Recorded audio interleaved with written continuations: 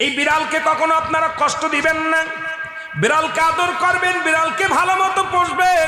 বিড়াল যদি কোনো জাতির জন্য দোয়া করে, কোনো গৃহস্থর জন্য দোয়া করে, ওই সংসারের মধ্যে উন্নতি শুরু হয়ে যায়। ওই সংসারের মধ্যে আর এক নাম্বার হলো, যে ঘরে বিড়াল থাকে সেই ঘরে জিন আসতে পারে না, জিন বাস করতে পারে না।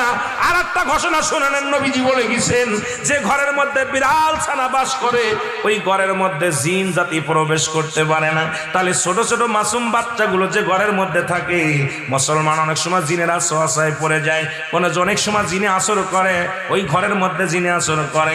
যে ঘরের মধ্যে বিড়ালকে আদর করে বিড়াল থাকে, ওই ঘরের মধ্যে বিলাই বিড়াল বিড়াল বিলাই বিলাই, এইটা যার ঘরের মধ্যে আছে এই ঘরের মধ্যে দুষ্ট জিনেরা আসতে পারে না। জোরে জোরে চিল্লায় বলা যাবে না মারহাবা।